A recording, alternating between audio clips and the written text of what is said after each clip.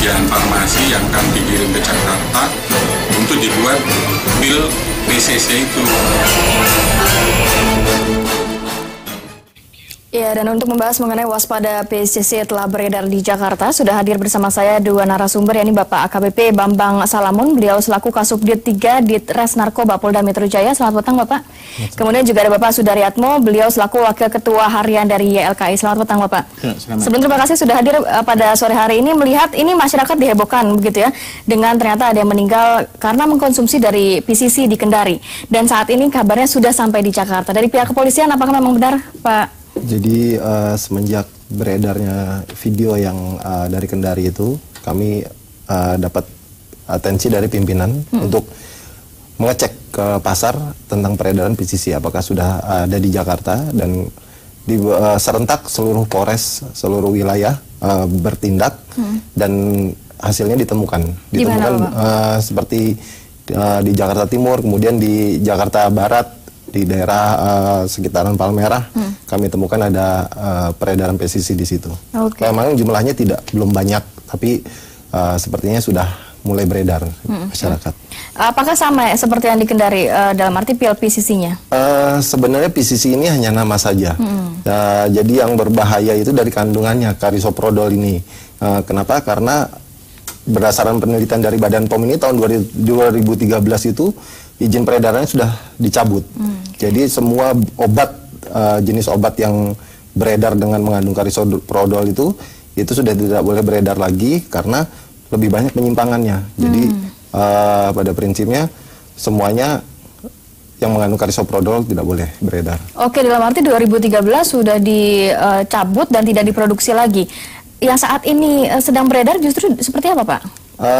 Saat ini beredar ini sepertinya bukan hasil produksi dari pabrikan besar atau pabrikan yang legal.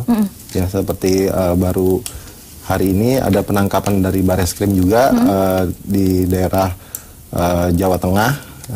Detailnya mungkin nanti akan disampaikan. Itu produksinya produksi rumahan. Produksi rumahan di Jakarta? Di daerah Jawa Tengah. Produksi rumahan di daerah Jawa Tengah. Tadi juga di tayangan disebutkan bahwa ada 12 ton. Ternyata 10 bahan baku yang 10 ton bahan baku untuk PCC.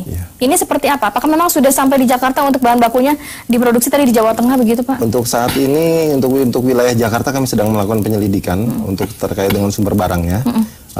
Sampai saat ini masih proses, Mbak. Nanti apabila ada progres kita akan sampaikan. Oke, kalau dari sisi YLKI sendiri, apakah sudah ada keluhan dari masyarakat mengenai pil PCC? Ya, keluhan dari sisi formal pengaduan surat kita belum terima, tapi ada beberapa konsumen, masyarakat, orang tua itu semacam membutuhkan informasi bagaimana sih mendeteksi obat ini, kemudian perilaku anaknya supaya tidak bersinggungan dengan obat ini. Jadi poin YLKI sebenarnya dari kasus PCC di Kendari itu pentingnya adanya literasi obat. Jadi bagaimana orang tua termasuk juga siswa anak-anak itu juga dikasih informasi tentang seluk-beluk obatnya. Apa yang biasa ditanyakan masyarakat kepada YLKI mengenai obat-obatan ini? Ya, pertama sebenarnya begini esensi obat itu kan racun sebenarnya. Jadi itu hanya bisa diperlukan kalau kita ada gejala sakit macam-macam itu tadi, baik untuk penyembuhan, mengurangi rasa sakit macam-macam. Apalagi kalau itu masuk obat keras ya, yang harus pakai resep itu dokter itu ketika meresepkan obat keras itu juga sangat terukur.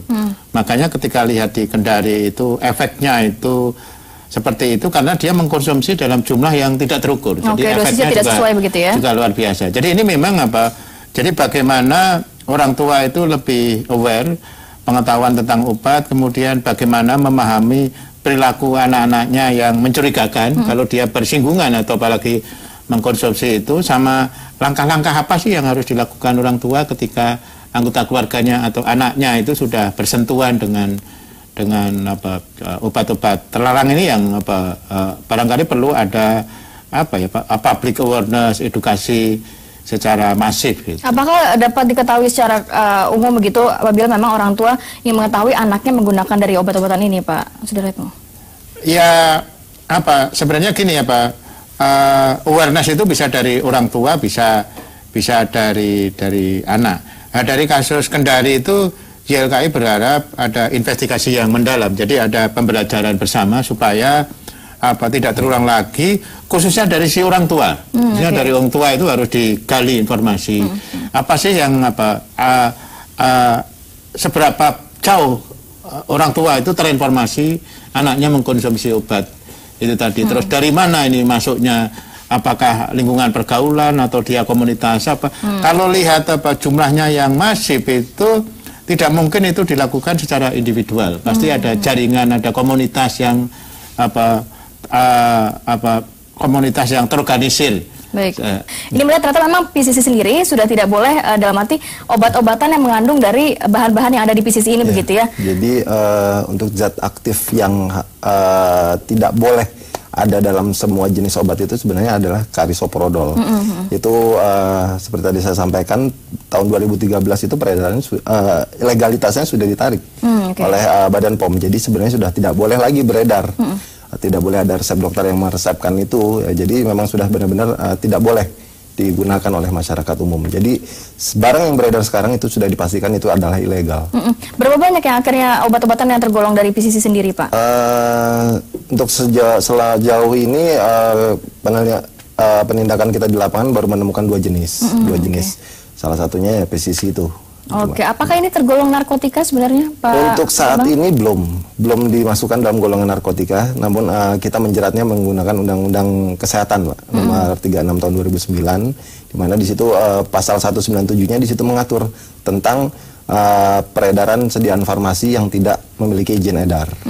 Ini untuk pelaku sendiri sudah ditangkap saat ini? Sudah ada. Penjualnya ya? Ya, sudah. Untuk produsennya belum diketahui? Belum, sedang kita telusuri, Mbak. Kalau kita melihat memang peredarannya sudah sampai di Jakarta, apa upaya yang dilakukan untuk memantau atau mengontrol dari pergerakan peredaran dari PCC sendiri? Terus kita akan terus memonitor, Mbak, karena kan memang ini bisa dikatakan kejadian yang luar biasa.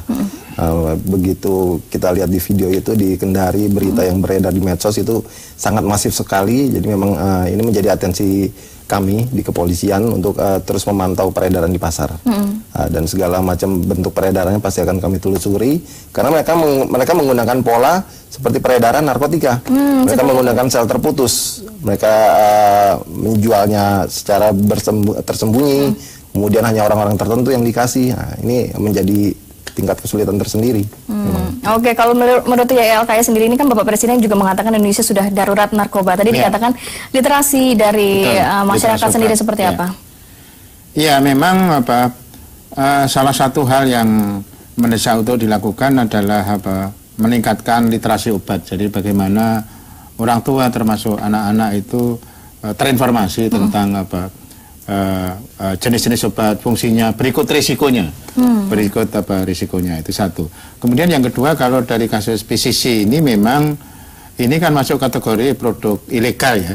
Termasuk juga tadi pabriknya itu sudah ditemukan di Jawa Tengah, termasuk ada bahan baku yang ditemukan di. Nah, itu yang pertama dari si bahan baku ini juga tadi kenapa menjadikan Indonesia sebagai tempat produksi PCC? Nah, ini juga menurut saya harus ada perbaikan pengawasan di import sediaan farmasi tadi. Sediaan farmasi tadi kan itu. Sediaan farmasi tadi. Sehingga satu itu, yang kedua juga gini perlu awareness masyarakat kaitannya dengan kegiatan yang mencurigakan. Ini kan bisa dibikin di skala rumahan kan. Nah, ini yang juga jadi awareness masyarakat kalau ada aktivitas di lingkungannya yang mencurigakan, itu ya minimal itu lewat lingkungan setempat, itu yang harus mengklarifikasi kegiatannya apa. Jadi kalau awareness masyarakat dibangun, minimal itu tadi upaya untuk menjadikan Indonesia sebagai tempat produksi dan peredaran obat-obat yang sudah dilarang tadi itu bisa ditekan. Selain ya tadi teman-teman dari kepolisian ya? Penegakan hukum tadi. Laporan itu juga kalau kita sudah punya bukti yang cukup itu bisa langsung ke kepolisian, sehingga ya tadi setiap ada gejala gerakan itu sudah bisa terdeteksi. Termasuk juga di Kendari itu juga menurut saya itu salah satu evaluasinya itu supaya tidak terulang lagi itu model peredarannya. Kenapa ini bisa beredar luas di kalangan remaja, termasuk selain harganya murah tadi. Even itu murah, kalau nggak ada network jaringannya juga tidak mudah mendistribusikan, dikonsumsi oleh jumlah remaja yang menurut saya jumlahnya sangat masif. Gitu. Baik, terakhir dari Pak Bambang, ini melihat tadi dikatakan Pak Sudaryono, kenapa akhirnya Indonesia jadi salah satu tempat yang dijadikan produksi dari PCC?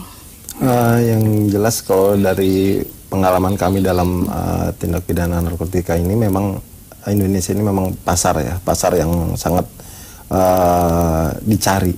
Jadi segala sesuatu jenis narkotika di sini ada peminatnya. Jadi memang ya ini mungkin butuh penelitian khusus untuk kenapa Indonesia. Tapi yang jelas semua barang terkait dengan hal-hal seperti itu habis di sini. Baik, semoga cepat terungkap begitu ya dari jaringan pengedar dari PCC. Terima kasih banyak Pak Bambang, Pak Sudaryono untuk waktunya pada sore hari ini.